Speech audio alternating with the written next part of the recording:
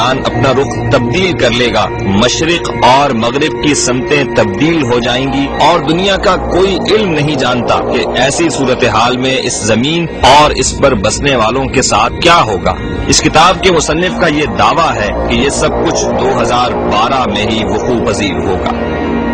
کچھ ایسے علوم میں کامیابی حاصل کرنا جو مخفی اسرار سے تعلق، اوکل سائنسز جو ہوتے ہیں، مخفی علوم جو ہوتے ہیں ہمارے، ان میں کامیابی دنیا میں کوئی ایسی ایک نئی تھیوری، کوئی ریسرچ کے بعد کامیابی مل جانا، یہ ضرور ہو سکتا ہے۔ اس کا یہ مطلب ہے کہ ہر انسان کی مینٹل اور فزیکل کیپیبلٹیز جو ہیں وہ بڑھ جائیں گی۔ آپ نے اگر ٹیلی کنیسس کے بارے میں سنا ہو، جو ایک بات عجیب سی ہے، لیکن اگر ہم نے کتابوں میں پڑھا ہوا ہے کہ ایک انسان کوئی چیز کو ہلانا چاہتا ہے تو وہ ہاتھ سے ہلانے کے بجائے صرف اپنے دماغ میں سوچ سے ہلا سکتا ہے۔ ایسی باتیں جو ہیں وہ 21 دسمبر 2012 کے بعد بالکل کیپیبل ہو سکتی ہیں۔ مگر کوئی نیچرل ڈیزاسٹر، کوئی نیگیٹو، کوئی ساؤتھ پول نارتھ پول ادھر ہو جائے گا، موسم جہاں سردی ہے وہاں گرمی پڑے گی، یا گرمی ہے وہاں سردی، یہ کوئی مجھے نظر نہیں آ رہا۔ انجیل کے بعض شارحین کہتے ہیں کہ 21ویں صدی کے اوائل میں ایسٹریوڈ، میٹیور اور کومٹس سیارے زمین سے ٹکرا جائیں گے، جبکہ احادیث نبوی صلی اللہ علیہ وآلہ وسلم میں قیامت کی نشانیوں میں سے ایک نشانی یہ بتائی گئی ہے کہ 3 مقامات پر زمین دھنس جائے گی۔ حضرت محمد مصطفیٰ صلی اللہ علیہ وآلہ وسلم نے قیامت کی نشانیاں اور علامات تو بتائی ہیں، لیکن کوئی مخصوص وقت نہیں بتایا۔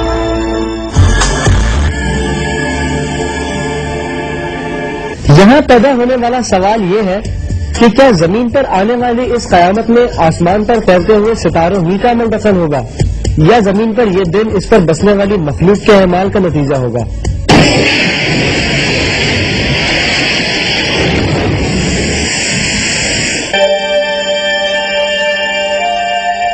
ویب بوٹ پروجیکٹ ایک ایسی آرٹیفیشل انٹیلیجنس ٹیکنالوجی ہے جو انٹرنیٹ سمیت دنیا بھر میں شائع ہونے والی تمام تر معلومات کو اسکین کر کے ایسی پیشگوئیاں کرتا ہے جو اکثر حالات و واقعات پر پوری اترتی ہیں۔ لیکن حیرت انگیز بات یہ ہے کہ جب ویب بوٹ پروجیکٹ سے 21 دسمبر 2012 کے بارے میں کچھ پوچھا جاتا ہے تو یہ مشین پراسرار طور پر مکمل خاموش ہو جاتی ہے۔ چند تجزیہ نگار کہتے ہیں کہ دنیا جنگوں کے نتیجے میں اتنی تیزی سے تبدیل ہو رہی ہے اور حالات اتنے خوفناک دھارے پر بہ رہے ہیں کہ یہ آرٹیفیشل انٹیلیجنس مشین بھی آنے والے دنوں کی ہولناکی دیکھ کر اپنے لب سی لیتی ہے۔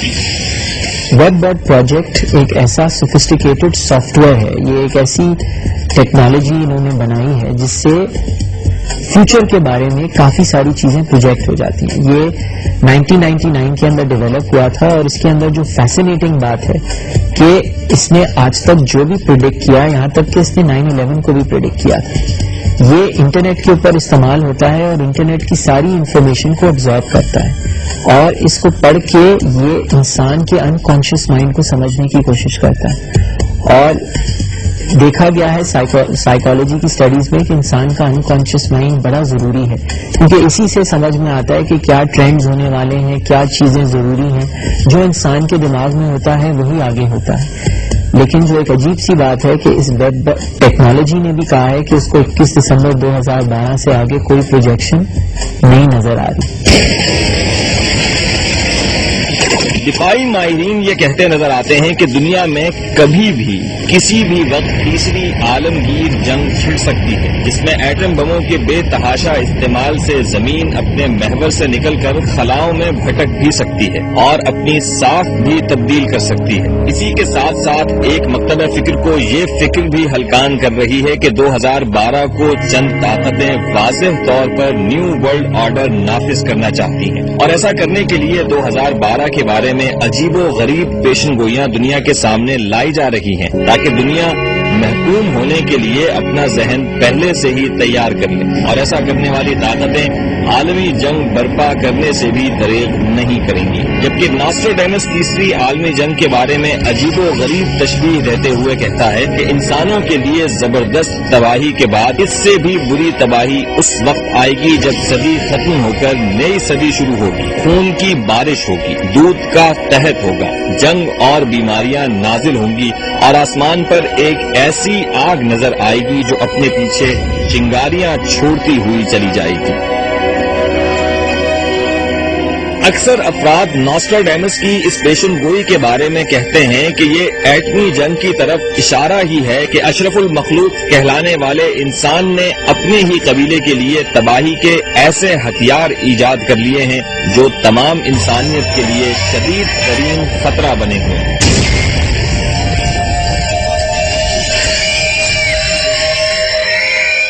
میرے حساب سے 21 دسمبر 2012 جو کہا جا رہا ہے یہ ویب سائٹ اور ایک عام ٹاپک ڈسکس ہو رہا ہے جگہ جگہ، سوائے شوشہ اور کچھ بھی نہیں ہوگا۔ ہاں، جیسے کہ میں نے اپنے اس میں شروع میں آپ کو کہا کہ کسی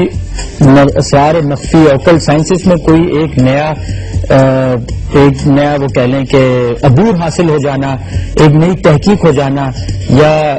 ایک نیا علم جس میں پاور آ جانا، وہ ہو سکتا ہے۔ اس لیے مائنڈ سائنسز آپ نے دیکھے ہوں گے آج کل بہت چل رہے ہیں، آپ نے کچھ ایسے پروگرامز دیکھے ہوں گے باہر کے کہ وہ گلاس کو دیکھ رہا ہے اور وہ گلاس ٹوٹ جاتا ہے، ٹھیک ہے، آپ کے کوئی ایسی اندرونی چیز آگ جلائی، آگ ہاتھ پہ سے صاف کی تو اس میں کوئی چیز میں کامیابی یا اس میں اور مزید اس کو کہہ لیں کہ ماڈیفائی یا اور اس میں ایڈوانس لیول پہ جا کے کچھ ایک نئی چیز حاصل ہو جانا، یہ نظر آ رہا ہے، اس کے علاوہ کوئی نظر نہیں آ رہا۔ ابھی ہم ایج آف پائسیز سے گزرے ہیں جس کو ویسے لوگ ایج آف ڈسیپشن بھی کہتے ہیں، اور 21 دسمبر 2012 کے بعد ہم لوگ جانے والے ہیں ایج آف ایکویریس، جس کو لوگ ایج آف مومن بھی کہتے ہیں۔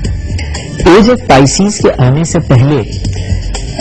جو یہ کوئی 100-200 BC کے قریب کی بات ہے، تب بھی جو لٹریچر لکھی جاتی تھی، جو کتابیں لکھی جاتی تھی، اس وقت کی باتیں لوگوں کو عجیب لگتی تھی۔ لیکن اگر ہم پھر ایج آف پائسیز میں جائیں تو جو باتیں پہلے لکھی گئی تھی وہ خود بخود ایج آف پائسیز میں واضح ہوگی۔ اگر ہم پچھلے 10-15 سالوں کی فلمیں دیکھیں یا کتابیں دیکھیں، اس میں سائنس فکشن میں کیا کیا چیزیں انہوں نے نہیں بتائیں کہ لوگ اڑ سکتے ہیں، چیزوں کو دماغ سے ہلا سکتے ہیں، پلک جھپک کے ایک جگہ سے دوسری جگہ پہنچ سکتے ہیں۔ تو اگر ہم ایج آف پائسیز سے اس کا انڈیکیشن لیں تو اس کا مطلب ہے کہ ایج آف ایکویریس کے اندر یہ بالکل پاسبل ہے۔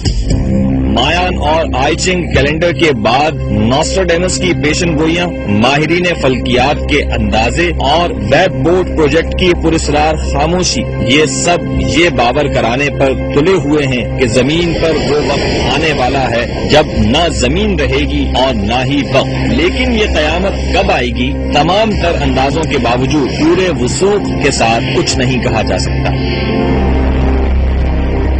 قیامت کے بارے میں تو صدیوں سے پیشن گوئیاں کی جا رہی ہیں، لیکن آخر کب تک یہ پیشن گوئیاں سچ ثابت نہیں ہوں گی؟ اچانک ایک دن ایسا آ جائے گا کہ اس کے بعد پھر کوئی دن نہیں آئے گا۔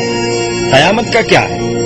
آج بھی آ سکتی ہے، کل بھی، پرسوں بھی اور برسوں بعد بھی۔ جب ایک دن زندگی کا یہ تماشا رنگ و بو ختم ہونا ہی ہے تو پھر آج یا کل کا کیا سوال؟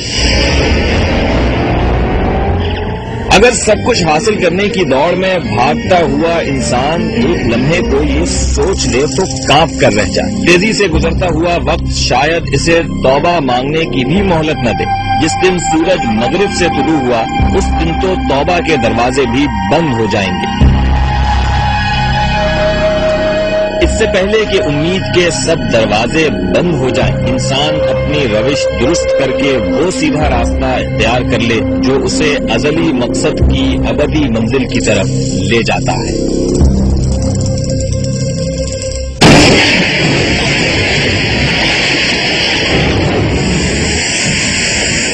خدا نے وقت کی تقسیم تمام انسانوں میں مساوی رکھی ہے۔ ہر نئے روز اللہ تعالیٰ اپنے تمام بندوں کو 24 گھنٹے عطا کرتا ہے۔ اس سے پہلے کہ وقت کی یہ کرنسی ہمیں ملنا بند ہو جائے،